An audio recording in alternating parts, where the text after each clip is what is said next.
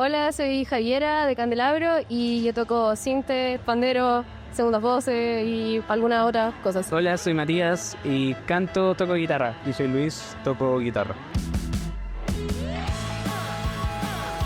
Bueno, ustedes ya vienen de un proceso de grabación de su segundo disco. ¿Cómo vivieron el contraste entre la grabación del primero, que fue como casi grabar las voces con el celular, una cosa muy de autogestión, muy como casi do it yourself así, al segundo disco que ya lo grabaron en el Estudio del Sur, algo como mucho más profesional? ¿Cómo sintieron esta diferencia? Fue un salto gigante, como aparte los chicos grabaron como toda la base de una en unos 2 días más o menos. Así que eso fue un salto como ya de, por ejemplo, unas grabaciones que eran en casa, la casa de Dolpan, por ejemplo, que se iban viendo semana a semana y no eran todas de una. Así que en realidad eso fue un desafío para ellos, que yo creo que ellos lo pueden mencionar mejor. Como mencionáis, sí, fue como un proceso muy a pulso el del primer disco, como grabar guitarra en casa, grabar alguna... No sé si estaba tan intencionado el hecho de ocupar voces como grabar con el celular. De hecho eran como buenas tomas que el Mati había hecho como maqueteando canciones que se reutilizaron o se pusieron como en las versiones finales de los temas, pero ahora igual, pese a que el cambio fue como bien abrupto de pasar de grabar en una casa a grabar en un estudio profesional, se sintió bien orgánico, porque veníamos trabajando desde hace mucho tiempo mentalizados en grabar el segundo disco en condiciones mucho mejores para tener una calidad mucho mejor también. Y en términos de sonido, ¿creen que gracias a esto pudieron acercarse más al sonido que ustedes aspiraban inicialmente? Sí, yo creo que definitivamente. Hay topes que son de lucas, pues.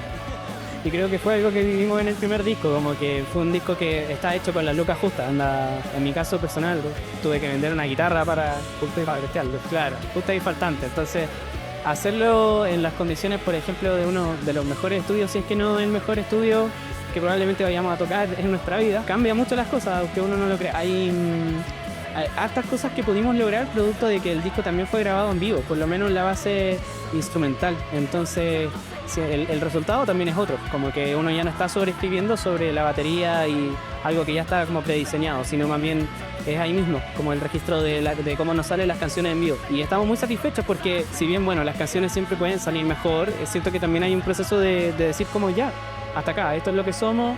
Este es el proceso que hemos llevado hasta el momento y también es un acto de honestidad con nosotros mismos, con nuestro público y con nuestra obra, que finalmente son, no puedo decir el número porque son más de los que estábamos prediciendo. Y bueno, es un disco que a mi juicio cumple con las expectativas que teníamos nosotros mismos sobre nuestro trabajo. Es un disco que refleja mucha disciplina, mucho estudio, mucha dedicación y yo creo que finalmente eso es gratificante para cualquier persona que se dedica a hacer música, que quede plasmado el trabajo bien hecho. Bueno, como estábamos hablando un poquito aquí fuera de cámara, van a incluir un sample de una canción de Jorge González en este disco. Bueno, sabemos también que tú, Matías, como que fue tu despertar casi como musical, Los Prisioneros. Entonces mi pregunta iba en, ¿esta inclusión es únicamente un homenaje o también crees que partes de esa canción que sampleaste tienen como representan bien alguna idea del disco? ¿Por qué tomaste esta decisión? Bueno, bien como en El Ahora Nunca hay un sample a James Brown ocupado por Charly García, sentimos que parte de uno de los recursos que tenía que tener este disco es samplear a autores, autoras, finalmente como parte del mundo chileno. Como hay no solamente un sample a Jorge González, sino que también a otros poetas, otros escritores, a otros artistas al fin del día. Y bueno, sample como tal no es, sino más bien es una recreación. Y es porque en ese disco, que es El futuro se fue de Jorge González, la canción Cuánto aguanta un niño es una de las canciones, es una rareza básicamente, es una canción autodestructiva en la discografía de Jorge González. Y precisamente la canción que nosotros le ocupamos es una canción que creemos puede ser un poco autodestructiva, está muy rara dentro del contexto del disco. Hay una similitud definitivamente en cuanto a la temática y en cuanto a que en este disco nos esforzamos en hacer canciones que abordaron un poco más procesos sociales que ha estado viviendo el país el último tiempo, desde referencias históricas. Entonces también hay algo de sampleo en general, no solamente a Jorge González, sino que también a Víctor Jara, a Armando Uribe, así que va a ser un disco entretenido para los ñoños de la cultura pop chilena. Bueno, lo último sobre el disco nuevo. Ustedes mencionan un poco esta idea de querer alcanzar, no sé si la grandeza, pero como el reconocimiento de la gente, a la vez sin transar su sonido original y sin transar como lo que ustedes representan como banda, como quizás como no diluirse para gustar al público. público. En ese sentido, ¿cómo anticipan ustedes la recepción que va a tener este disco nuevo? Bueno, yo creo que eso igual siempre depende un poco del azar, como que trabajar un poco en virtud de la expectativa. Siento que es una estrategia que suele funcionar, pero es un arma de doble filo. Y personalmente nosotros preferimos no abordar la música desde ahí. Creo que las expectativas se cumplen cuando, por ejemplo, la gente decidió aportar en nuestra campaña de crowdfunding, cuando la gente decide venirnos a ver, cuando la gente sigue comprando nuestras poleras, nos sigue mandando mensajes, se sigue casando con nuestras canciones de fondo, que fue algo que pasó. Yo creo que con eso las expectativas están listas. Como siento que de pronto ponerse ambicioso con respecto al recibimiento o esperar algo o culpar a la gente de algo es siempre un error. Entonces, en realidad nosotros estamos muy contentos de todo lo que ha pasado. Digo, la oportunidad de participar en festivales, de tener reconocimiento en nuestras casas, de tener reconocimientos con nuestros colegas también de otras bandas. Siento que por ahí va. Bien, como decía Mati, yo siento que este disco nace como desde un lugar de enunciación un poco más, o no sé si un poco más, pero porque siempre ha sido así, como desde un lugar bien honesto, más que como querer alcanzar como la grandeza o qué sé yo.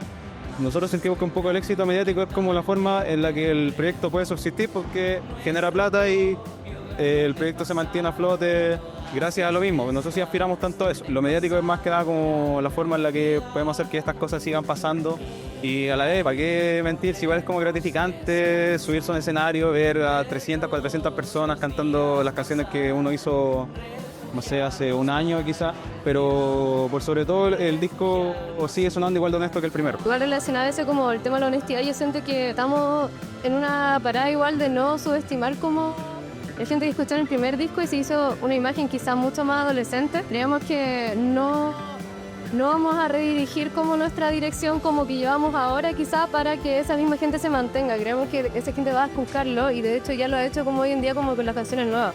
Ya se las saben, las bailan, eso sin haber sacado el disco y solo viendo los registros como en YouTube. Entonces como llegar a eso y ver eso cuando uno llega a tocar es súper gratificante como tal. Y nos deja ver de que no nos equivocamos como al pensar en que aunque fuese más denso y tuviera letras más densas y las canciones mucho más largas, como que no les iba a gustar y quizá por eso cambiar el rumbo, como que eso seguimos adelante nomás. Seguimos, como decía el Lucho, como mucha honestidad, como siguiendo creando desde esa base. Quería preguntarles un poco sobre eso mismo, de hecho, como el efecto que ustedes tienen en la gente, que se entiende un poco por este lado del profesionalismo de ustedes, porque, bueno, gran parte de ustedes estudia cosas que tienen que ver con la música o el esfuerzo que le han puesto, pero en algo más cultural o algo como con este enfoque un poco más de ideas o de principios, ¿creen que hay algo en ustedes que haya hecho que la gente resuene tanto con su proyecto? Yo creo que también sería un poco egoísta de nuestra parte decir que el trabajo lo hemos hecho solo. Yo creo que desde hace mucho tiempo se están dando atisbos de una generación que necesita escuchar otra música y que no necesariamente la de nosotros. Un fenómeno que viene pasando desde, supongamos, los niños del cerro en adelante, o desde Taller de Jao, desde Javier Amena. Se da este fenómeno como paralelo a la industria ya más pura y dura, ¿no? Como de las disqueras, los contratos, en fin. A lo que quiero llegar con esto es que siento que no es algo que responda solamente de nosotros. Yo creo que hay mucha gente que a lo mejor no calza con otros espacios y que ve en las bandas que están apareciendo no necesariamente referentes, sino que pares. Y en ese sentido, el encontrar pares en algo que ha estado tan lejano como la figura del artista es siempre gratificante para cualquier persona que está de público, ¿no? Como el decir, puta, me gusta la música de este compadre o de esta comadre, y podría ser mi vecina, o podría ser mi vecino, o podría haber estudiado en el mismo colegio que yo, podría haber pasado la misma pellejería o también pasado la misma alegría, ¿cachai? Como, entonces siento que está eso, esa búsqueda de encontrar artistas que tomen un poco esa fibra que ha estado desaparecida, porque siempre se piensa que el artista es como una persona iluminada, tocada como por la divinidad, y que la inspiración es algo que solamente pueden tener, no sé, por las clases más oligárquicas de este país, y no es así, pues. Digamos, la clase media o la gente más pobre, los cabros que estudiamos con beca en la universidad, también podemos hacer arte, igual de buena. Entonces siento que por ahí hay una cosa bien concreta, como si tú me preguntas qué es lo que podría darse, súmale además el factor de representatividad, no sé, pues de género, como las chicas que se sienten representadas por artistas mujeres, o los cabros de regiones que se sienten representados por sus bandas de su propia región. Entonces ahí hay conexiones bien particulares que se dan solamente, digamos, gracias al fenómeno del internet también. De la independencia de ahora no tener que depender de un viejo weón que te pasa la plata para grabar tu disco, sino que existe la forma de poder hacerlo tú también, o en el caso de nosotros también, como lo hicimos con el crowdfunding, expandir y solicitar, digamos, pedir esa mano y que se le sea de vuelta. También un poco de eso que mencionabas sobre los artistas, no sé, niños del cerro, de generaciones que llevan más tiempo haciendo esto. Hay como una cultura muy como de cuidado entre esa generación, no sé, entre Simón Campuzano, Diego Lorenzini, La Chini, esta gente que un poco apadrina a los nuevos artistas como ustedes. ¿Cómo evalúan ustedes eso? ¿Cómo evalúan las dinámicas que se dan entre estas generaciones que ya llevan más tiempo y más experiencia y ustedes? Yo creo que siempre es gratificante porque es como respondemos desde nuestra vereda, que no es la industria misma, a lo que está sucediendo, digamos, como este concepto de la colaboración, ¿verdad?, de la autogestión se expande a tal nivel de que podemos de pronto tendernos la mano entre nosotros. Entonces eso es interesante porque finalmente genera una micro nicho estructura de apoyo que termina beneficiando a muchas de las cosas que pasan hoy por hoy, digamos. De la misma manera que los niños de Cerro tocaron con nosotros en un minuto, ayer tocaron con Scott y los Pelnazos, nosotros gracias a todo eso pudimos tocar, por ejemplo, no sé, pues en la tocata de agosto, nuestro primer metrónomo, poder salir de gira con los Estoy Bien, ¿cachai?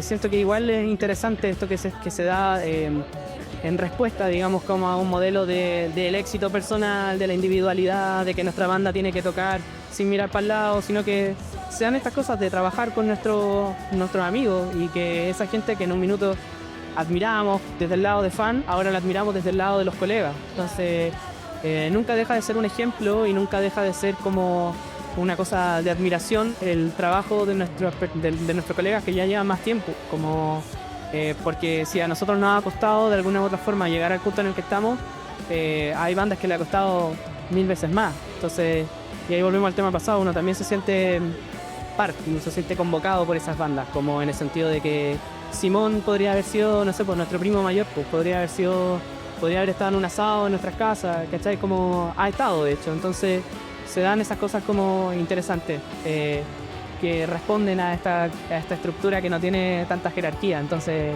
es bonito. Y ahora que ustedes también son una banda que convoca mucho y que están un poco como en la mira, también tienen el poder como de hacer eso de vuelta también con otras bandas. O sea, hemos pensado, le hemos dado vuelta a eso y hay un par de cosas que han estado ahí, conversaciones que nosotros no somos nunca, yo creo que no hemos creído el hoyo del queque, pero sí sabemos que tenemos un público fiel y sabemos que de repente está bueno la instancia de poder seguir mostrando más música a nuestros amigos. O sea, me acuerdo para el aniversario que tuvimos en Metrónomo, invitamos a una banda que nos gusta caleta, que es el proyecto de Cristóbal y Silvia, que es una música preciosa de Valparaíso, y con todas las dificultades técnicas que eso trajo y con todos los problemas porque es un sexteto de cuerdas, entonces es complicado. Fuimos muy felices de poder compartir ese trocito que es tocar el Metrónomo con una banda que creemos, pucha, es bacán.